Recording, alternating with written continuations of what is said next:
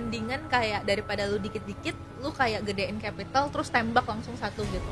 Ini kayaknya aset masa depan lebih menarik daripada saham. Lu kan udah trading di saham, forex, sama kripto. Dari tiga itu ada nggak perbedaannya? Kita yang awalnya main saham, ada jam tutup bukanya, tiba-tiba di kripto 24 jam angkanya gerak terus, rasanya kayak oh ini lebih cepet untungnya gitu kan. Pertama kali belajar technical tuh gimana sih? Awalnya gue di YouTube, technical analysis course gitu kan, 3 jam, saya digambar di buku. 3 jam? Iya, jadi gambar gue diajarin situ 10 hari, itu bayar 35 juta.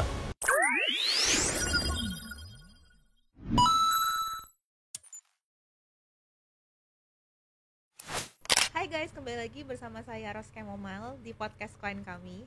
Hari ini kita kedatangan tamu yang spesial banget. Dia udah trading dari usia 14 tahun. Dia juga seorang content creator. Dan yang paling menarik nih, dia lagi cicil manta sampai dapat pacar. So please welcome Sulianto. Hai. Ya. Suli, boleh cerita sedikit nggak background kamu? Waktu kecilnya gimana kok sampai bisa kepikiran buat jadi trader? Oke. Tapi dari kecil sebenarnya nggak pernah kepikiran pengen jadi trader sih. Itu nggak pernah terlintas. So pas dulu anak-anak, aku pengen jadi trader, nggak pernah gitu. Cuma ya seiring berjalannya waktu gitu kan, aku rasa trading itu bukan trading sih, ibaratnya finance itu end game ya dari semuanya. Makanya masuknya ke finance. Karena tesisnya gini, ujung-ujungnya semuanya ke finance kan. Jadi kalau kita punya usaha, dapat duit, ujung-ujungnya kalau kebaikan investasi gitu kan, finance gitu. Jadi aku mikirnya ya udah masuknya finance gitu, masuknya ke trading gitu sih. I see. Terus tapi kan kayak finance itu banyak. Kenapa kok trading? Trading itu kan kayak nggak maksudnya nggak semua orang bisa trading gitu. Sebenarnya nggak ada alasan certain kenapa sih, cuma kayak ya kebetulan aja mungkin sih ya, terus saya kayak tertarik aja gitu, jadi nggak ada yang kayak gimana sih. Oke, pertama kali tradingnya apa sih? Pertama kali di saham itu pas covid 2020an. Langsung cuan nggak? Oh iya, karena kan V-shape kan, marketnya kan crash kan. Jadi pada saat itu sebodoh-bodohnya kita ya kan trading di saham, tapi kalau marketnya crash terus dia balik lagi naik kan semuanya hijau, gampang trading. Tapi gitu. Kamu nggak ada ketakutan kayak ini crash nih, bakal crash lagi nggak ya, atau udah over gitu? Kamu kayak berarti saham yang kamu beli itu kamu ada keyakinan pasti bakal naik? Oh iya, karena ya yang kita pelajarin dari setiap financial crisis pasti V-shape ke atas, nggak mungkin dia turun terus, itu nggak mungkin gitu. Setiap financial crisis gitu, yang aku pelajarin pas itu kayak gitu. Dan pada saat itu nggak mikir banyak sih, jadi kayak ya udah masuk aja gitu kan, nggak mikir kayak ini bakal naik atau nggak, pokoknya karena pada saat itu gue cari duitnya itu dari buat konten. Dan berarti buat konten udah lama? Ya, tapi dulu buat konten game. Ya, dan jadi gue numpang rekening sama gue ya kan buat ditaro. Pada saat itu umur 15-an udah 3 digit, ratusan juta. Terus saya sama gue bilang kayak invest ke saham gitu kan awalnya. Dan bertepatan pas disuruh invest ke saham itu market crash di IHSG turun gitu kan. Terus saya tanggal 20-an berapa, 25 kayak kalau nggak salah gitu kan, marketnya crash, mulai masuk. Sama yang pertama yang gue beli itu BCA gitu kan, masuk aja BCA. Blue chip ya kamu belinya. Dan bodohnya pas itu tuh sahamnya dipecah. Jadi 100 juta sebenarnya uang yang kecil buat dipecah ke 10 saham gitu kan, kecil kan. Tapi dipecah dulu ke banyak banget saham, jadi returnnya kurang maksimal. Tapi overall dari 100 itu gara-gara covid crash terus saya semua V-shape ke atas, itu duitnya jadi 200, 300-an juta lah pada saat itu. Oh nice. Terus pertama kali masuk ke kripto kapan? Nah, jadi pada covid crash itu kan yang rame saham duluan, kripto belum rame pas itu ya kan. Tapi pas kripto yang 60.000 baru rame kriptonya ya kan, baru kripto Bitcoin apa Doge gitu pas itu kan, itu rame, XRP gitu, itu rame. Jadi pas saham udah mulai redup, dengar kripto gitu kan, dengar kriptonya pas Bitcoin 62.000 66.000 lah di range gitu. Terus gue kepikiran kayak ini kayaknya aset masa depan gitu kan, dari dengar berita manapun gitu, ini kayaknya lebih menarik daripada saham. Saya pas itu beritanya tuh orang jackpot gitu kan, di narasinya tuh orang financial freedom gitu kan dari kripto, makanya tertarik buat masuk ke kripto gitu kan. Tapi kayak nggak ngerti apa-apa, pokoknya daftar pada saat itu Indodocs gitu kan, pakai KTP ortu langsung hajar aja gitu kan duit Bitcoin pertama, ya Bitcoin, ETH, Doge gitu, awalnya beli itu. Saya kan berharap Doge ini kali 100 kan, jadi kayak 100 ya, Beli di kayaknya harga berapa tuh? iya lupa Doge jadi berapa, tapi Bitcoin di 60 ribuan ya kan, double top kan. Yeah. Itu di top pertamanya belinya.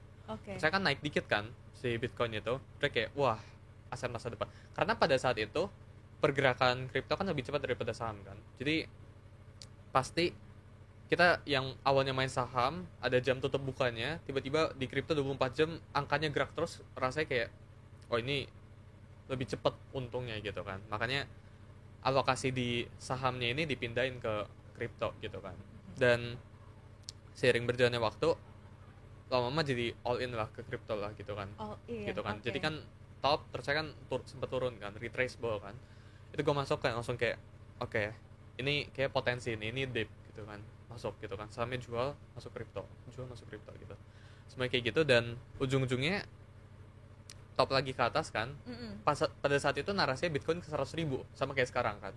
Bedanya sekarang harusnya ke 100 ribu harusnya, tapi hopefully tapi kayak gue lihat pada saat itu Bitcoin 100 ribu, cuma pada saat itu belum ngerti technical gitu kan, tapi ngebentuk double top, nggak false break gitu buat yang ngerti technical.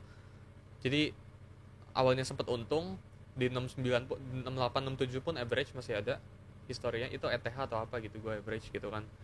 Dan berujung drawdownnya 40% something gue cut gitu kan. Jadi kan Bitcoin bear market kan, masuk bear market itu gue cut loss gitu gitu. Itu wajar sih, soalnya kayak kalau cycle pertama tuh pasti ada aja uang sekolahnya. Iya karena pada saat itu ikut-ikutan doang gitu, nggak ngerti tentang projectnya gitu. Nice. Berarti kamu nih orangnya technical banget ya?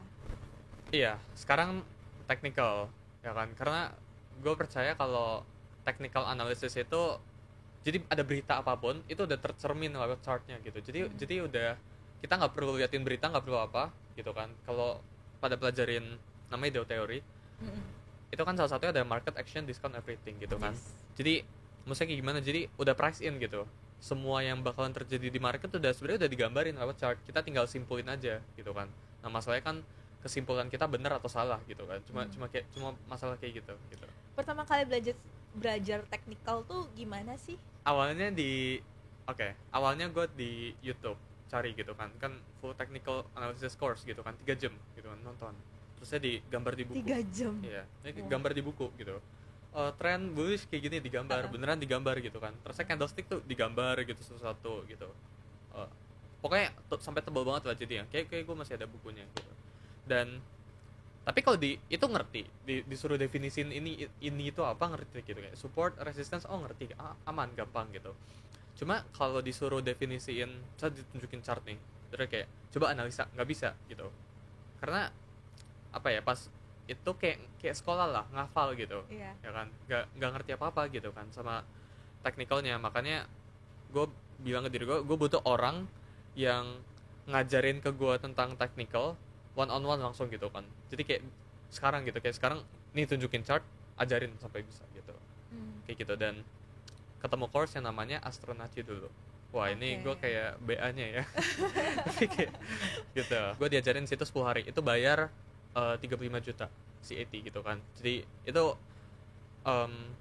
dan pada saat itu langsung ngerti gitu kan. Jadi karena 10 hari itu benar-benar diajarin intens, jamnya sampai ditambah, dikasih PR, dan ya pokoknya ngerti lah 10 hari itu lah. Langsung bisa technical gitu kan.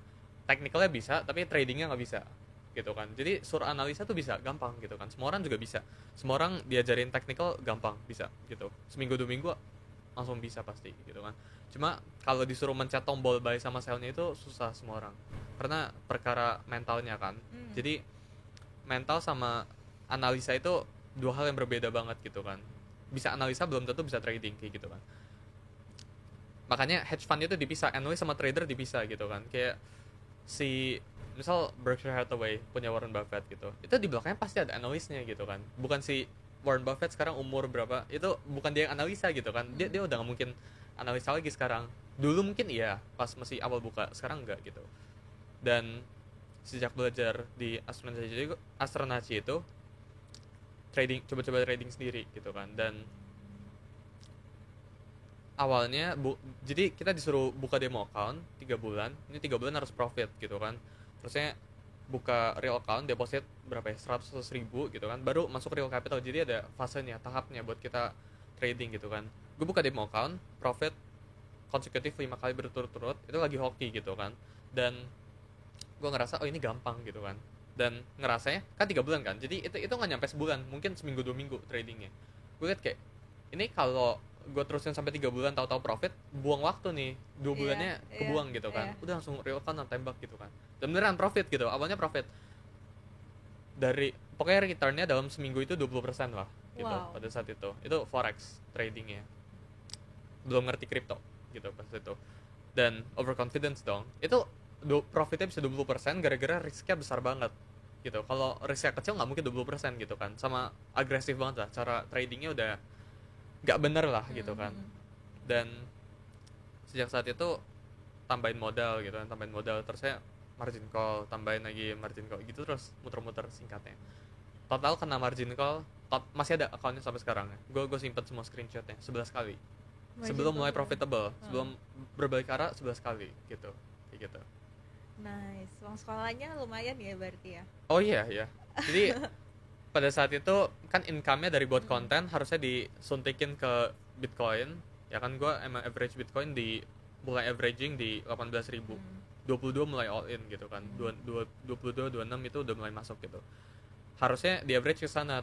Jadi income-nya itu berapa ya, umur 15 umur 16 gue punya income 30-an lah per bulan, 30 juta. Itu harusnya ditembak semuanya, tapi ada aja ini, oh coba trading lah 10 juta gitu ya, abis gitu kan. Terus saya panas abis, jadi gak sempat investasi gitu kan buat Bitcoinnya gitu.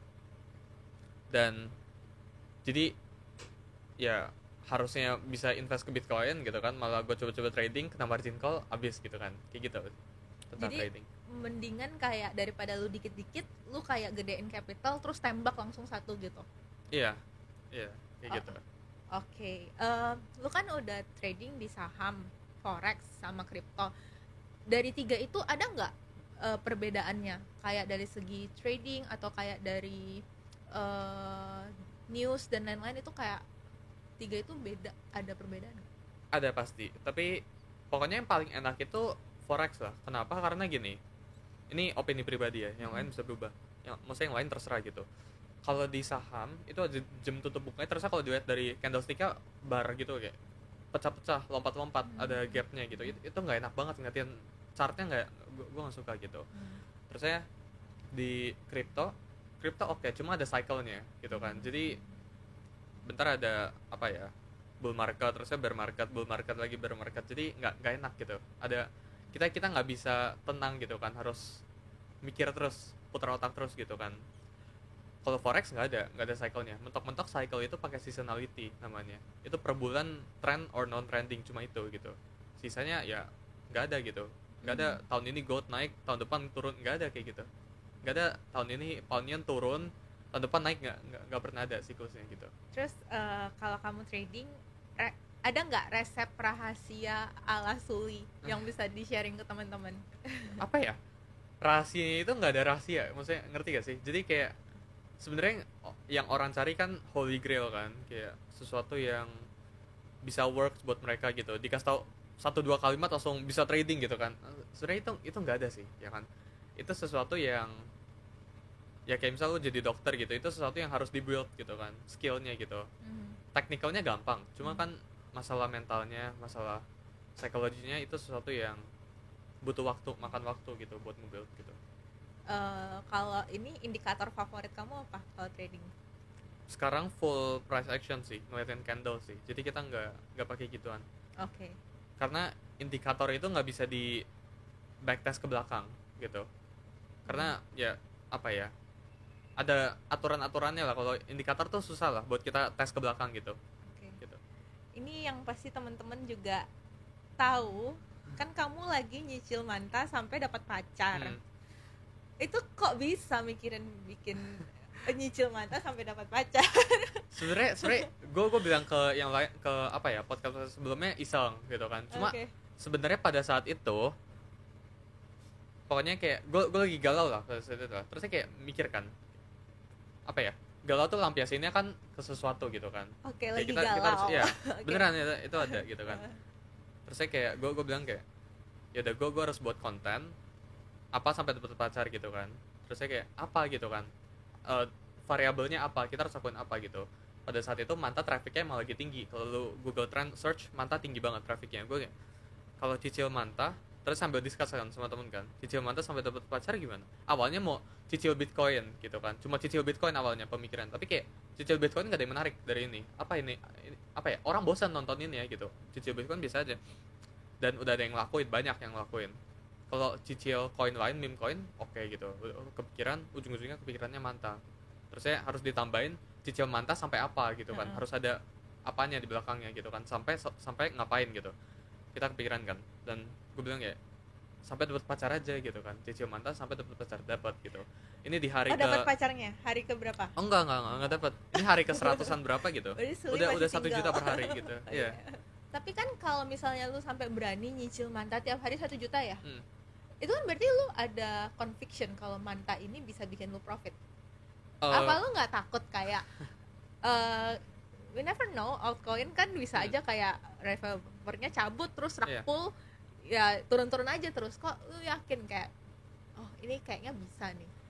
Sebenarnya pada saat itu mau investment apa ya, mau buat cicil Manta nggak research projectnya. Pokoknya yang tahu apa ya, bahasanya tuh loss-nya itu biaya marketing lah gitu. Oke. Jadi floating loss dari dulu tuh biaya marketing. Sekarang Manta tuh lagi BP di cicil Mantanya. Jadi 103 hari sekarang 103 juta itu udah hampir BP lah, minus 1%-an itu kecil gitu kan. Nice. Dan gue nggak research projectnya awalnya, cuma tahunnya ini tinggi trafficnya. Setelah itu yang gue tahu logiknya gini, ini koinnya udah turun 80%, ya kalau V-shape ke atas 400 dong, naik ke atas 400-500% gitu kan, ya lumayan lah gitu kan, ambil aja, kita ambil bet-nya gitu kan. Kalau turun juga no problem gitu kan, karena ya 1 juta per hari buat apa ya, dapat attention orang, ya itu oke lah, nggak apa-apa gitu kan.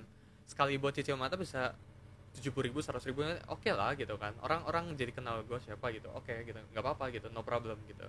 Terus sekarang kan banyak narasi nih kripto, lu ngikutin nggak sih? Kayak narasi favorit lu apa? Yang lu dalemin meme, lagi mau cari nih meme coin nih. Oke. Apa dong meme coin favorit Suli? Jadi gue mau ikutin portfolio orang aja sih ya. Kayak lu tahu si Murad gak di Twitter? Oke, Murad. Dia kan shilling banyak kan. Gue lagi tunggu ada retracement baru hajar masuk sih, perlahan-lahan sih, karena dia lagi hype banget kan sekarang. Banyak banget tuh koinnya Murad. Pilih aja beberapa. Lu pilih yang mana? Ya pakai barbell sih. Wave kemarin masuk. Itu kan yang ibaratnya Wave itu low risknya lah gitu kan. Ya kan. Tapi kalau di overall crypto, meme coin itu Wave itu high risk. Tapi kalau meme coin Wave itu udah low risk gitu. Ya, blue chip lah. Ya, blue chipnya meme. Udah gede market cap-nya gitu kan. Dan Wave masuk. Kepikiran mau masuk. Nah, bentar lagi Halloween, kepikiran mau cari koin Halloween. Bukan gue kepikirannya bukan pengen cari yang in and out cepet sih. Kita pengennya yang bisa ride 10x, 12x gitu. Apa ya? SPX itu mau masuk tuh, yang punya dia tuh. Yang itu lumayan tinggi loh market cap-nya. Iya, 600 eman kan, terakhir gue cek kan. Tapi kita lagi tunggu retracement kalau ada gitu. Kalau nggak ada ya nggak masuk gitu. Trump itu masuk gitu kan. Mulai average gitu kan, gara-gara US election itu masuk. Crazy Kamala itu masuk. Jadi kita bet di beberapa outs gitu. Apa ya, lumayan banyak sih kita. Tapi belakangan ini baru mulai DCA-nya gitu. Dari kemarin tuh utility semua gitu. Jackpot besar lu di kripto apa? Ada DAI namanya. DAI itu ya. Tapi ya DAI namanya, coin AI namanya. Oke. Tapi itu jackpotnya nggak diambil. Itu floating profit 1M, gue ngambil. Nah, terus round trip. Ya round trip. Jadi gue in 200 juta, ya kan. Terusnya, jadi gue in itu pas resale-nya $0,1. Terusnya dia terbang kayak 1200%, 12x gitu kan. Jadi floating profit 1M lebih gitu kan. Dan gue mikirnya oke, ini ke $2 gue baru cabut lah, 2M gue cabut gitu kan. Tapi gue nggak ambil partial sama sekali. Pokoknya DAI gue hajar gitu kan. Terus saya tahu-tahu dari satu dia turun ke berapa gitu, pokoknya mendekati BP, jadi 200, gue taruh 200, gue take-nya cuma 300 gitu, profitnya 50% doang gitu, padahal beggar bisa Itu 12 dalam exit. berapa lama? Cepet banget itu, kalau lu cek chartnya dia DAI kan, dia pump tiba-tiba Ah. kan, nah itu cepet banget. Sekarang berapa? Sekarang udah nggak ada barangnya, tapi 0,6an, jadi Oh, sebenarnya masih kalau oke default lah ya. kali 5, udah kali 5 kali 6 5, gitu, iya. Terbesar? Terakhir di Bitcoin ya. Oh, di Bitcoin malah. Jadi Bitcoin kan mau break all time high-nya kan, pada saat itu udah mendekati break all time high-nya gitu kan, dan gue pede Bitcoin ini bisa langsung ke 75, lompat gitu kan, karena futuresnya gue dari 30.000 sampai 70.000 itu dapat di leverage, di long gitu kan, di average up gitu, makin naik di tambah gitu.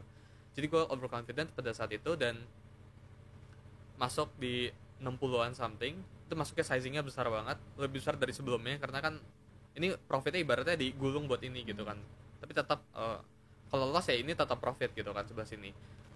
Ternyata besokannya dia sempat nge-wick buat all time high, terus langsung kebanting bawah kan, Iya, itu loss.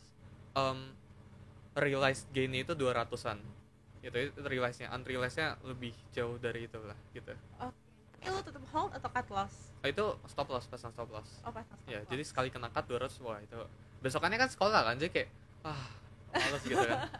Jadi kayak dengerin guru, dengerin apa temen ngobrol, wah udah nggak mood banget gitu. Tapi ya mau gimana gitu. Belakangan ini kan kamu juga kayak sering bikin konten tentang AI ya, kayak ngobrol sama AI. Kok bisa kepikiran ngobrol sama AI? Itu inspired sama satu YouTuber sih, lupa nama YouTubernya apa, tapi ada satu YouTuber, terusnya ya dikonekin lah ke crypto lah gitu, kayak gitu sih, cuma lupa nama YouTubernya apa. Tapi enak nggak ngobrol sama si AI, kayak jawaban-jawaban dia membuat lu puas nggak? Sebenarnya jawaban pasti ngebuat kita puas kalau kita tanyanya bener ke ChatGPT-nya kan, karena itu masalah. Sekarang bahkan ada pekerjaannya kan, prompt engineering kan, jadi kalau kita ngasih promptnya, inputnya bagus, outputnya juga pasti bagus gitu sama ChatGPT. Cuma perkara tanyanya bagus atau enggak gitu. Jadi kalau dapat jawaban yang kurang atau dapat jawaban yang jelek ya berarti salah gue gitu kan, bukan salah AI-nya gitu. Tapi kemarin jadi ChatGPT itu baru ada beberapa minggu yang lalu, advanced voice mode atau apapun lah itu namanya, itu ngeluarin suara gitu kan. Dan sebenarnya dari dulu udah ada ngeluarin suara, cuma ngeluarin suaranya itu ada delay kayak 2 sampai 3 detik gitu kan. Jadi kita tanya apa dia mikir dulu gitu.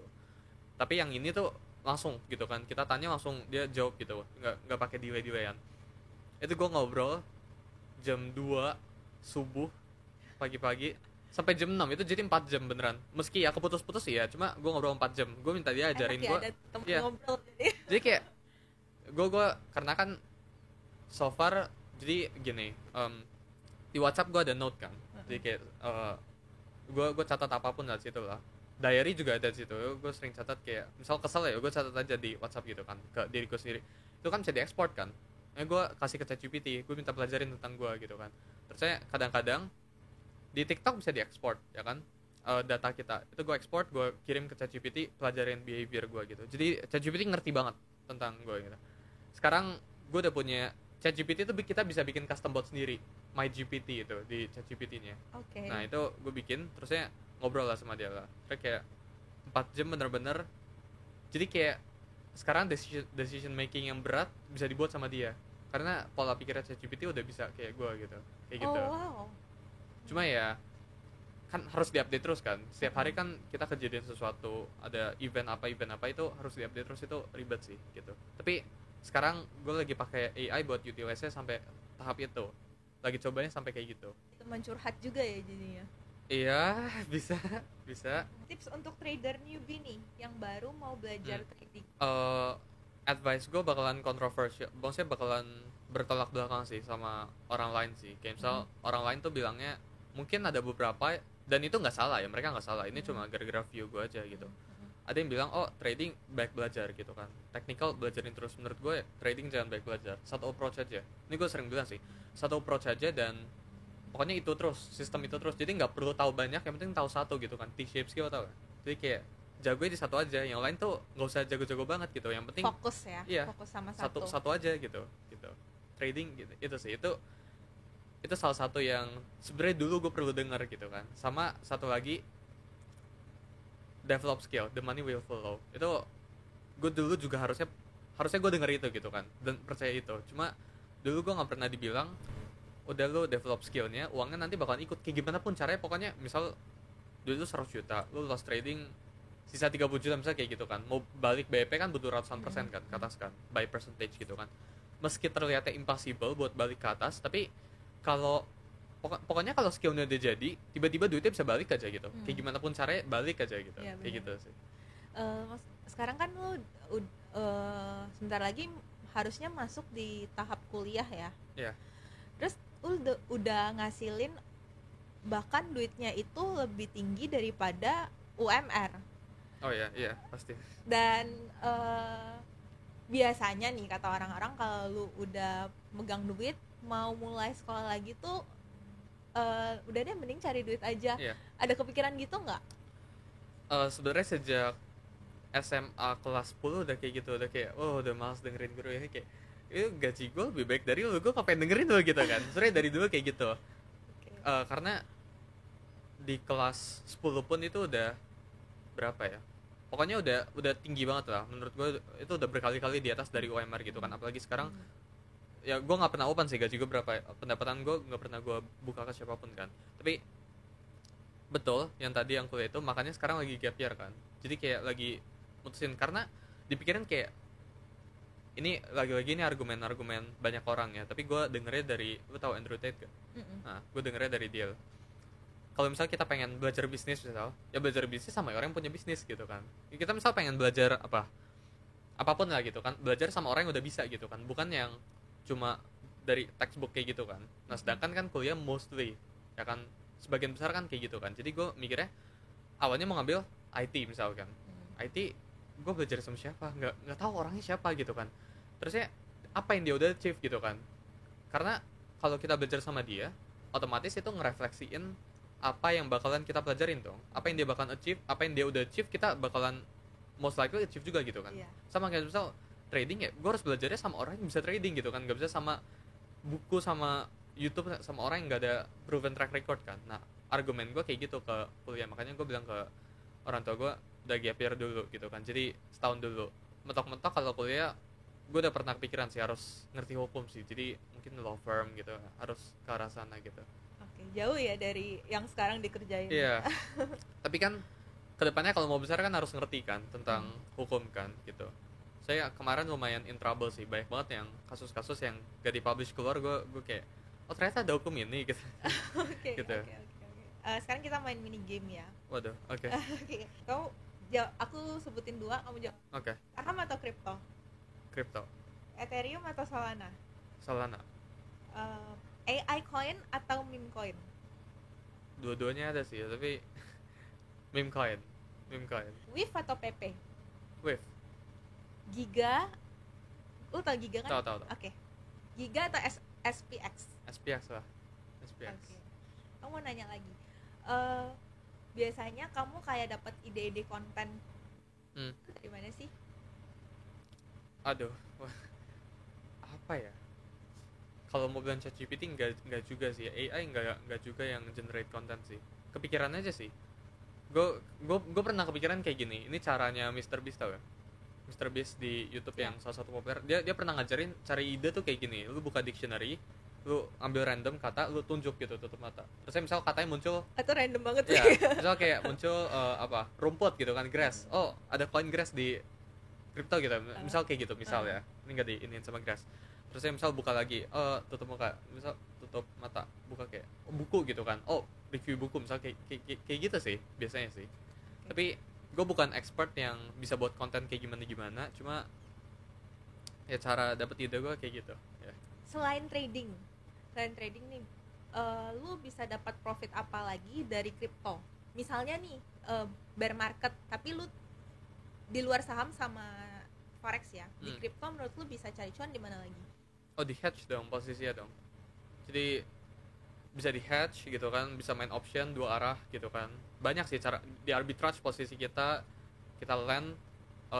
Baik banget sih, kripto luas banget sih, bahkan gue nggak ngerti semua gitu kan. Tapi kalau bear market ya gue paling simpel aja, kita hedge posisi sendiri gitu kan. Kita misal punya 1 Bitcoin, terus kita ngerasa ini peak, di hedge, di sell gitu kan. Jadi kita tetap punya barangnya, sama kita sambil posisi kita short gitu kan Bitcoin kan. Jadi posisi kita netral, market neutral lah gitu. Kalau leverage berapa kali biasanya? Enggak, leverage nggak ngaruh, yang ngaruh itu margin. Jadi orang-orang sering bilang kayak leverage jangan kali 100, nggak apa-apa kali 100 leverage, kali 1000 pun nggak apa-apa gitu kan, tapi marginnya diatur gitu kan. Kalau leverage cuma yang jelas kayak gini, oh leverage jangan kali 100 ya, kali 2 aja gitu kan, ya kali 2 tapi marginnya 100% sama aja gitu kan, orang sama aja ya? Ya kayak all in gitu. Oke. Thank you ya Suli udah datang ke podcast Koin kami. Kita hari ini belajar banyak banget dari pengalaman Suli dari awal gimana dia trading, terus dia juga banyak banget belajar ya, bukan cuman dari profesional, Suli juga sampai baca buku dan lain-lain, itu kayak keren banget sih. So yeah guys, see you di next video.